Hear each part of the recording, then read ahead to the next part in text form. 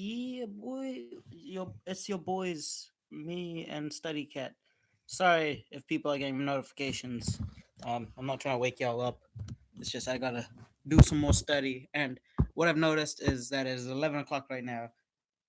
Um, Late night study is like the most vulnerable time for me to slack off because I am untrustworthy when it comes to self control. So that's where you guys come in once again. Um, yeah, once again, just watching a lecture, but also making sure. What are words? Yeah, just making sure I don't go on YouTube like as a break or anything. Um, yeah, if I'm gonna go on YouTube, I might as well just sleep. But haha, that's rational me talking, and YouTube does not make you rational. And thus, I'm making a YouTube video. Haha, it doesn't make sense. I know who's watching. I see you, Mister or Miss or Mister One Person. I can't see who you are. Say something in the chat if you want. Was okay? Bye bye. I'm gonna like switch tabs now.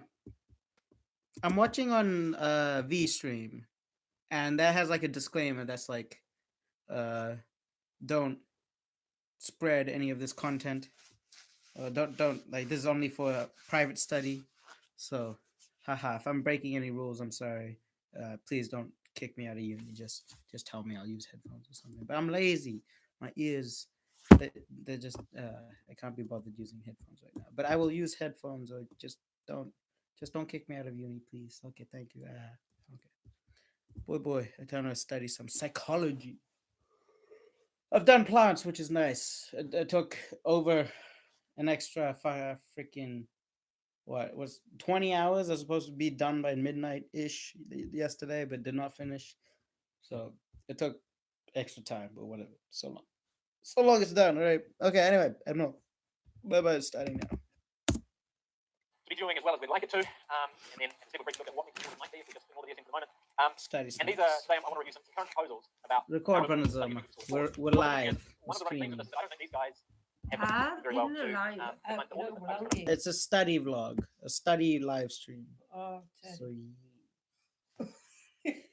நீங்க பார்க்கலாம் ஐபேட்ல போய் பார்க்கலாம் சரி சரி நீ பாடி நான் இந்த live stream தான் நான் பாடுறேன் சரி நீ பாடி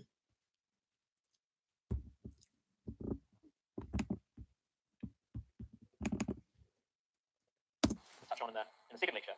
We could broadly label them as something to do with the philosophy of psychiatry, trying to answer those deep questions.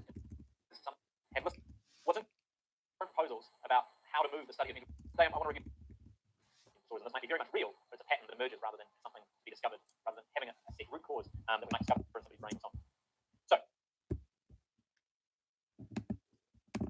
of interacting factors might maintain itself, might produce like one factor might support the continuation of another factor and so on. So you get this this pattern of behavior that's kind of sticky. People get stuck in it.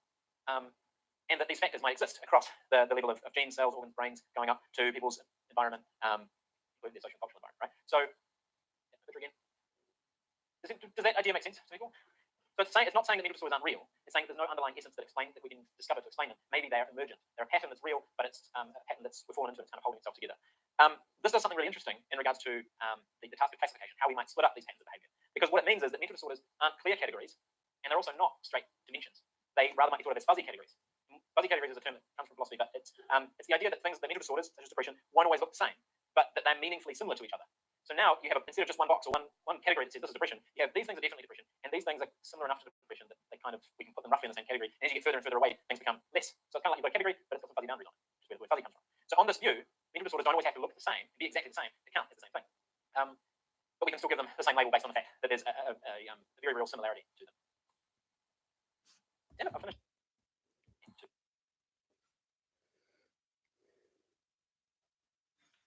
I completely zoned out. Yeah, I've finished. All right. What I'm going to do. Idea makes sense to people? So it's not saying that mental disorders aren't real. It's saying that there's no underlying essence that we can discover to explain them. Maybe they're emergent. They're a pattern that's real, but it's a pattern we've fallen into and it's kind of holding itself together.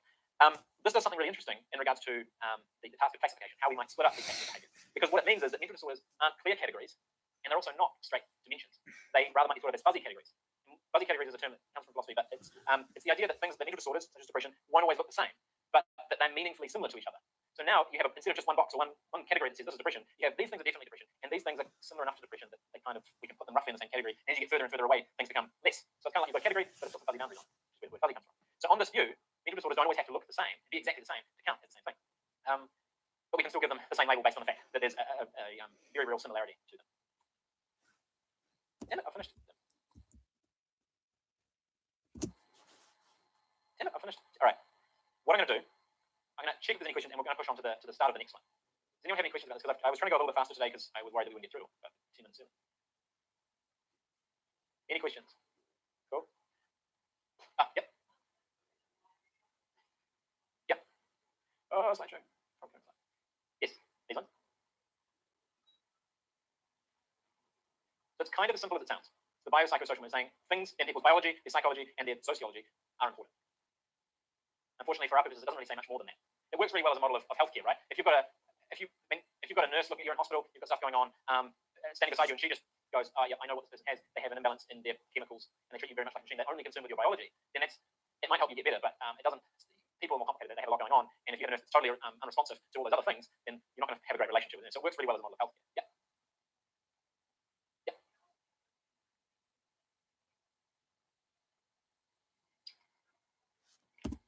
I guess that's an open question. There's no. That's probably a legitimate criticism that you could throw at this idea of a mechanistic property cluster. The fact that it doesn't really offer a huge amount of guidance as to how fuzzy you should be able to get, how far away from this pattern do you have to be before you just don't know, as whatever the category is. So yeah, you're kind of right. It's probably a good criticism you could throw at these guys.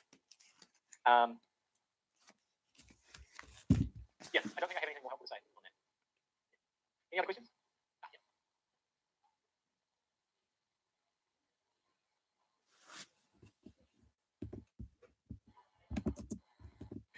DSM-1. So I think you're absolutely right. The DSM, while it might be one of the best things we've got, there are serious limitations. It's just not working as well as it should be, right? So I don't want to go up and get it all. At the very start of last lecture, I showed a diagram that had a kind of 3-stage or 4-stage process of the study of psychopathology, right? And typically it's a 3-stage model where it says we need to figure out how to classify mental disorders, how to put them in categories or put them in dimensions or figure out what's going on before we can develop good explanations. Because the idea is we need good explanations of what's going on before we can really develop good treatments. Otherwise, we're just trying to treat people while flying blind. So I think we need to take a step back and really think about these earlier stages. Because if we jump the gun and try to treat people while we don't know what's going on, we're going to make a lot of mistakes. And it's going to be, we might luck out and get something, but we really need to step back. And my argument is we need to step back beyond classification, because what I'm going to talk about in this next lecture are some approaches to classification, symptom network modeling, and arguably the research manufacturer is kind of complicated, but it's a little bit to do with classification. But I think we need to take a step back again and say, well, what are mental disorders? Because what these miss, I think, is one, the impact they're having on people's lives and what they mean for people who are suffering. That seems kind of important, and we need to be holding that right at the core about understanding what mental disorders are if we're ever going to get this right as a science, but as a science that is trying to help people. Right, we've got 5 minutes. So are there any more questions? I might briefly get started talking about some of this so that we've got some. Is there another question? My eyes are vibrating. They've been vibrating for the last 2 days. Yeah, university. Yeah. Well, not really uni. It's more just my bad time management skills, but still, yeah. Okay. Yep. Also, if that happens to you, that's usually a sign you should sleep. But I don't have time to sleep because but life advice, study advice. I don't know, sleep advice, health advice.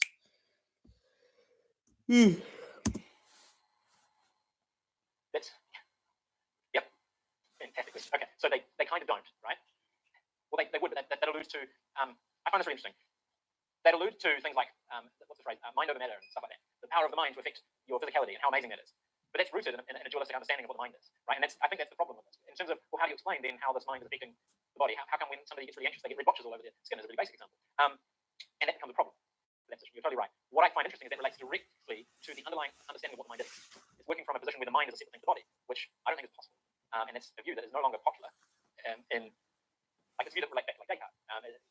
Anyway, we've moved on. We're like, well, the psychology, the mind of what people are doing is somehow it's embodied. I'm going to talk about that at the end of this next lecture. I'm kind of rambling a bit, but you're right. I don't know how they would approach that question. I don't, because they're working from what I see as a very incorrect understanding of what the mind is. It's an impossibility that the mind is something completely separate. Is that kind of answer the question? What was I starting with? Very briefly, there's an interesting question of how we go about applying this idea of a mechanistic property cluster. We're in this idea that mental disorders might be emergent patterns to how we actually go about using it. And one idea is that we might how we actually go about know how they would approach that question.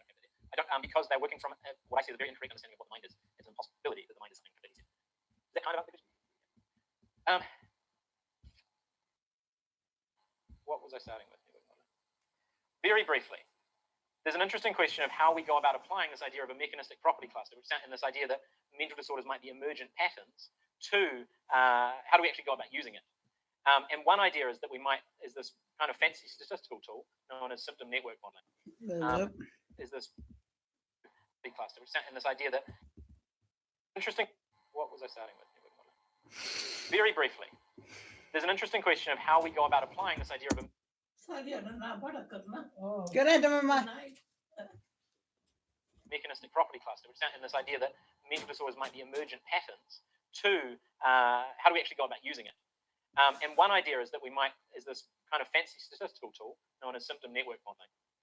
It's this idea that we might be able to statistically model the relationship between individual symptoms and produce a kind of a measurement across a population of how symptoms relate to each other and kind of produce an image, if you will, of the mental disorder. So this is a very anti-essentialist position. Oh, someone's online. It's Erasure. Aaron. Adults. She's just saying China. Yeet. Oh. Oh,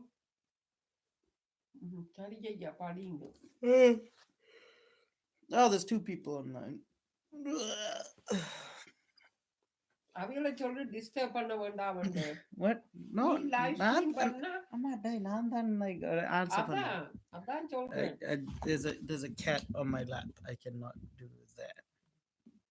But I can backflip some sweet bars. I don't know. I cannot do backflips over my grandma at this point in time.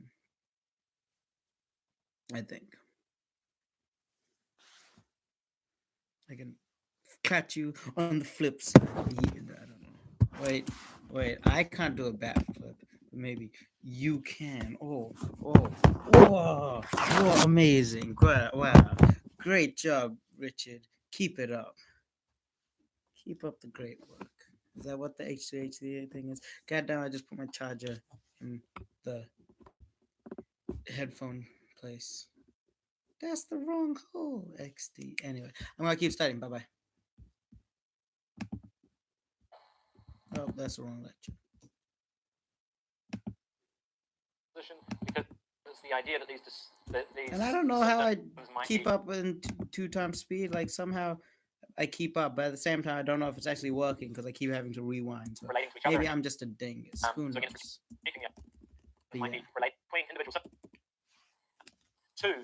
How we actually. I must resist. You can only have one chocolate treat every half lecture. That is the steady snack way. I don't know if it works. And one idea is that is this kind of fancy statistical tool known as symptom network modeling. It's this idea that we might be able to statistically model the relationship between individual symptoms and produce a kind of a measurement across a population of how symptoms relate to each other and kind of produce an image, if you will, of the mental disorder. So this is a very anti-essential. Too many distractions. This kid's. I'm getting an email about my own live stream. Why do I need this? This is kids is why you don't have your phone next to you. Because it's the idea that these so this is a very known as symptom network modeling. It's this idea that we might be able to statistically model the relationship between individual symptoms and produce a kind of a measurement across a population of how symptoms relate to each other and kind of produce an image, if you will, of the mental disorder. So this is a very anti-essentialist position because it's the idea that these symptoms might be relating to each other and maintaining each other. So again, it's rejecting the idea that there's necessarily an underlying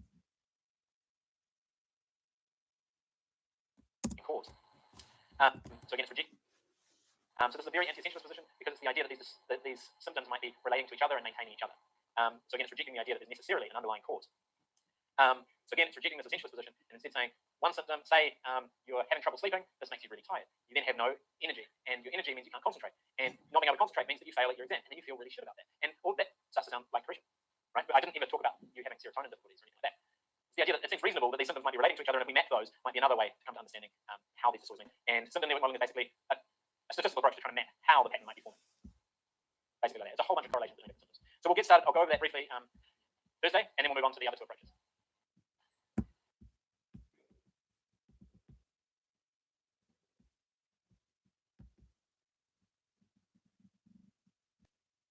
No, I must not eat the chocolate. And I'd rather not post on my Facebook. I'm a shy boy. We can't blow up, boys. So no, I want to see who's watching, but you can't see. What is this? Come on, YouTube.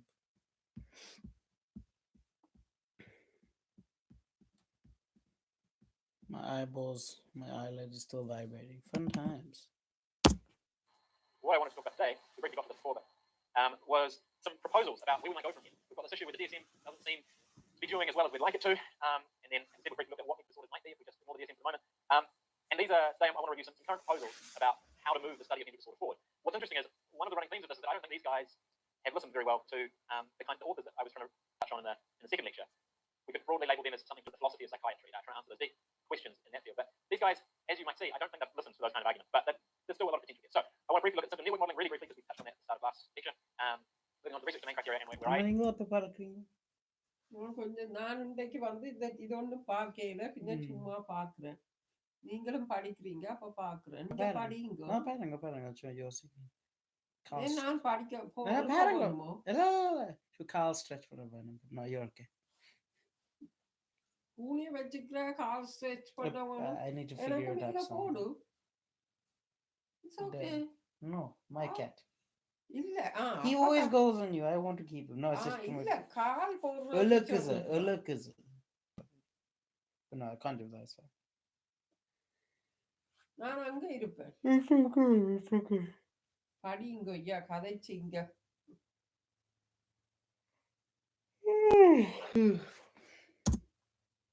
putting my money for my PhD research anyway, which is moving on to research domain criteria and where I am putting my money for my PhD research anyway, which is something called embodied activity. So symptom network modeling, as I was saying, is very much to do with that idea of anti-essentialism. Maybe there isn't a root cause. They are open to the idea, technically, that maybe we might find something in the brain or so on. But really, it's... Come on. This is a mode of measurement, a way... There's Wi-Fi or something. Measure and statistically model what we call mental disorders in a way that doesn't necessarily assume that there is an underlying cause. And instead, we're trying to measure the relationships between symptoms, imagine them as having causal impact on each other, and try to develop a model of what's going on. And so I said it's something like this, where we're rejecting this idea of an underlying cause and looking at hypothesizing that this kind of causal interaction between the symptoms, and that we're trying to paint a picture of this emergent pattern that we see in symptomology. And it looks something like this. This is totally just one that I made up. They're a little bit more sophisticated than this. The way they call the circles, the symptoms, they call them nodes in the network, and the little arrows, they call them edges. Don't know why I'm not a statistician. And you can measure the weight of the influence across different interaction between the symptoms, and that we're trying to paint a picture of this emergent pattern that we see in symptomology. And it looks something like this. This is totally just one that I made up. They're a little bit more sophisticated than this. The weight, they call the circles, the symptoms, they call them nodes in the network, and the little arrows, they call them edges. Don't know why I'm not a statistician. And you can measure the weight of the influence across different. One thing to note is there's a whole bunch of statistical assumptions that goes into modeling these, and there's a lot that gets put in the actual statistical process of generating them. But they are really quite interesting. What's cool about them is we can ask cool questions like, well, what symptoms? We've got this list of symptoms. Maybe it's in the DSM, maybe it's in a more widely defined list. We can say which ones really seem important. Which ones, maybe those important ones that seem to have a big role on all the other symptoms. We target them in treatment. Maybe that will be the most effective way forward. There's some conceptualities that we don't want to get into that. And we can also ask, in the first lecture I mentioned this idea of comorbidity, the fact that people can have multiple diagnoses at once, and that there seems to be a pattern to that. For example, anxiety and depression often go together. We got a certain cat. Someone scratching at the door. Very good.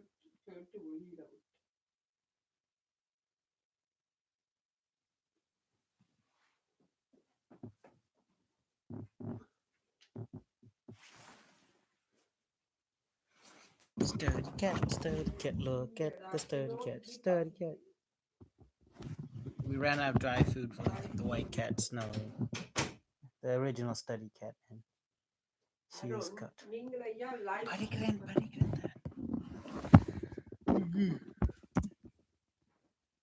Together, right? Or flip from one to the other. With this symptom network interaction between the symptoms, and that we're trying to paint a picture of this emergent pattern that we see in symptomology. And it looks something like this. This is totally just one that I made up. They're a little bit more sophisticated than this. The weight, they call the circles, the symptoms, they call them nodes in the network, and the little arrows, they call them edges. Don't know why I'm not a statistician. And you can measure the weight of the influence across different. One thing to note is there's a whole bunch of statistical assumptions that goes into modeling. Modeling these. There's a lot that gets put in the actual statistical process of generating them. They are really quite interesting. What's cool about them is we can ask cool questions like, well, what symptoms? We've got this list of symptoms. Maybe it's in the DSM, maybe it's in a more widely defined list. We can say which ones really seem important. Which ones, maybe those important ones seem to have a big role on all the other symptoms. We target them in treatment. Maybe that will be the most effective way. Dry food முடிஞ்சது. நான் மற்ற கூட சாப்பிட்டாயா? உனக்கு பசிக்கும். Isn't that because Karabi went? Maybe she'll still eat. No, நான் கொஞ்சம் பச்சனா dry food அதே அம்மம்மா போட்டு முடிச்சிட்டேன். By forward. There's some contextual issues that I don't want to get into there. And we can also ask, in the first lecture I mentioned this idea of comorbidity, the fact that people can have multiple diagnoses at once, and that there seems to be a pattern to that. Diagnoses at once, the fact that people can have multiple diagnoses at once. What's cool about them is we can ask cool questions like, well, what symptoms? We've got this list of symptoms. Maybe it's in the DSM, maybe it's in a more widely defined list. We can say which ones really seem important. Which ones maybe. There's a whole bunch of statistical assumptions that goes into modelling these. There's a lot that gets put in the natural statistical process generated. Studying's hard. It looks something like this. This is totally one that I made up. They're a little bit more sophisticated than this. The weights, they call the circles, the symptoms, they call them nodes in the network, and the little arrows, they call them hedges. Don't know why I'm not a statistician. And you can measure the weight of the influence across different things. One thing to note is there's a whole bunch of statistical assumptions that goes into modelling these. There's a lot that gets put in the natural statistical process generated. They are really quite interesting. What's cool about them is we can ask cool questions like, well, what symptoms? We've got this list of symptoms. Maybe it's in the DSM, maybe it's in a more widely defined list. We can say which ones really seem important. Which ones, maybe those important ones that seem to have a big role in all the other symptoms. We target them in treatment. Maybe that will be the most effective way forward. There's some contextual issues that I don't want to get into there. And we can also ask, in the first lecture I mentioned this idea of comorbidity, the fact that people can have multiple diagnoses at once, and that there seems to be a pattern to that. For example, anxiety and depression often go together, right? Or flip from one to the other. With this symptom network modeling idea, one thing people have done is develop two different networks of one of, say, anxiety, one of depression, and show that there's some symptoms that might...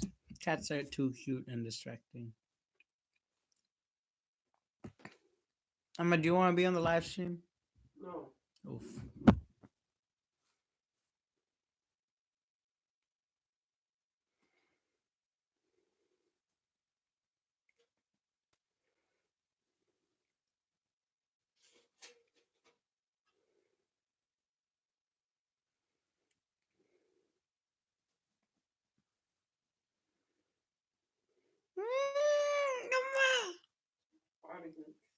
So cute.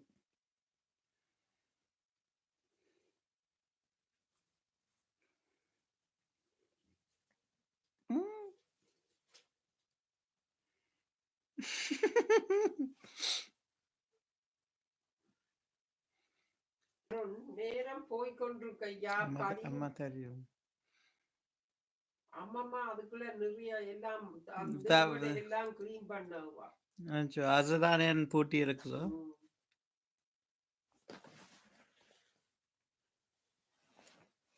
I'm sorry, I can't give you food.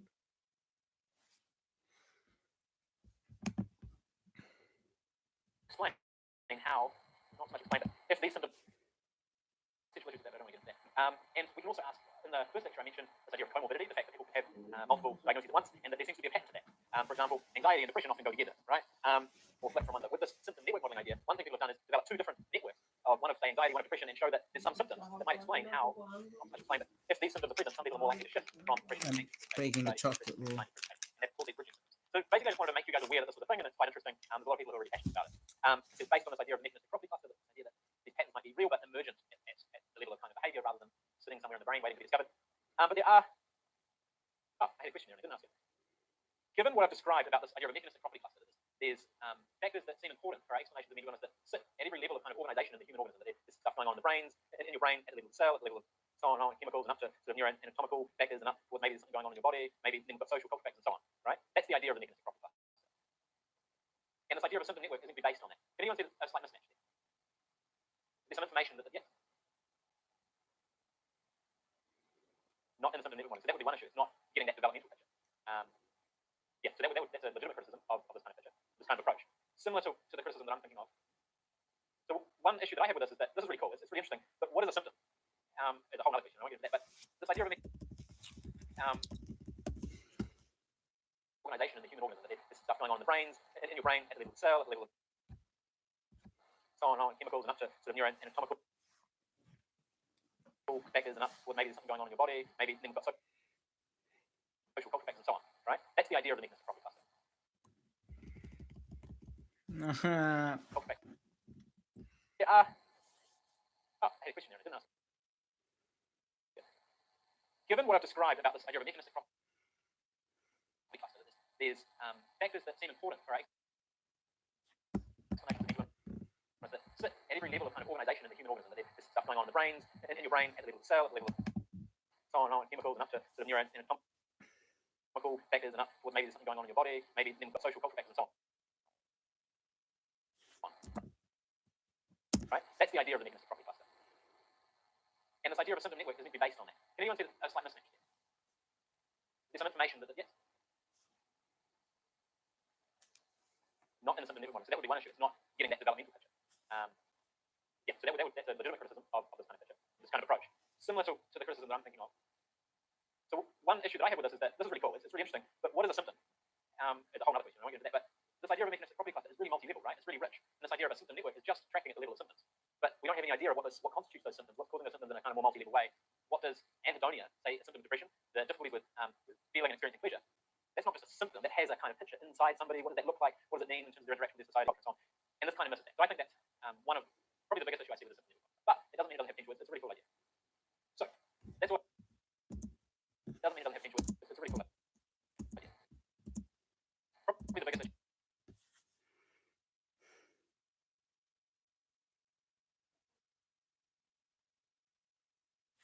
I see with the system network. But it doesn't mean it doesn't have potential. It's a really cool idea. So that's all I wanted to say about that. I just want to make you aware that it's a thing. Probably with the research domain criteria is the next thing I want to talk about, and I think this has more kind of institutional support. So this was an idea proposed actually by the head of the National Institute of Mental Health in America. I think he proposed it around 2010. His name was Thomas Insel. A few years later, when this didn't seem to be working, he gave up the idea and moved to Google. Well, now he's looking for digital markers of mental health in people's sort of online profiles. A whole bunch of stuff. Anyway, that's just a bit there. But the research domain criteria. As I said, originally started around 2010. And it was proposed by the National Institute of Mental Health. The thing to note is that this isn't a classification system yet. This isn't The fluff moves. trying to replace the DSM just yet. Instead, it's kind of the first step towards the thing to note is that this isn't a classification system yet. This isn't trying to replace the DSM just yet. This is more Instead, comfy. it's kind of a first step towards maybe trying to produce a classification system. Instead, it's kind of a first step towards maybe trying to produce. Anyway, that's just a bit of there. But the research domain criteria, as I said, originally started around 2010. Oh my god, I just wanted to rewind. Why?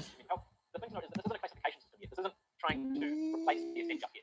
Instead, it's kind of a first step towards maybe trying to produce a classification system that can do.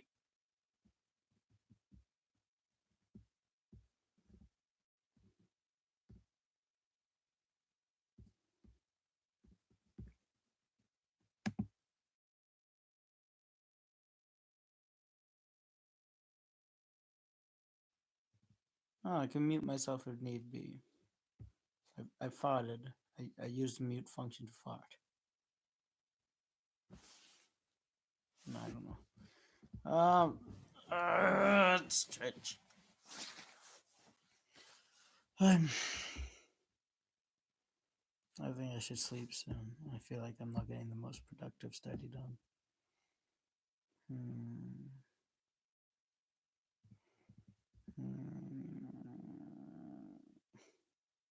It was proposed by the National Institute of Mental Health. The thing to note is that this isn't a classification system yet. This isn't trying to replace the DSM just yet. Instead, it's trying to replace the DSM just yet. Instead, it's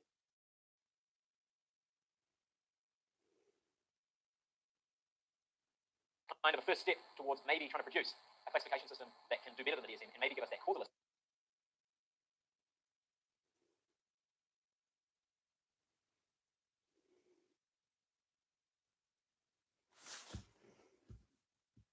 Rather than just describing the mechanisms that we've seen. The other thing to note is that it sees, rather than, remember how I said that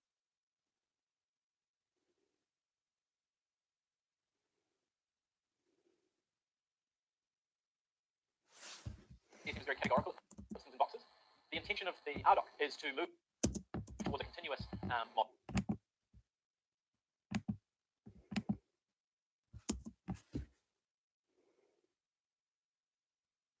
Where, in terms of what it's proposing, it's saying we shouldn't just be studying people with mental disorders. We should study a whole continuum of mental health, look at how humans function and achieve certain particular functions and kind of track what that looks like in the brain. Of course, I'm going to break this down a little bit more. But it's trying to push us towards a continuous model rather than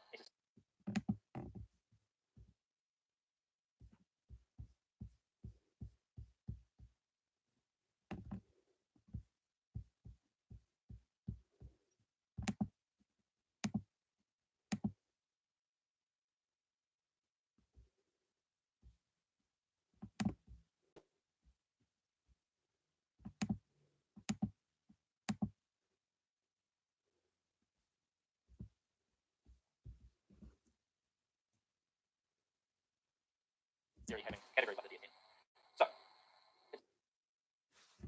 start off with these three kind of foundational postulates, these three core assumptions at the root of the argument. Okay, that's it. Well, It's lagging too much. I'm sorry. I'm gonna say goodbye to the YouTube's the stream. It's lagging. I think it's because it's live stream, but I might sleep very very soon. Okay, bye.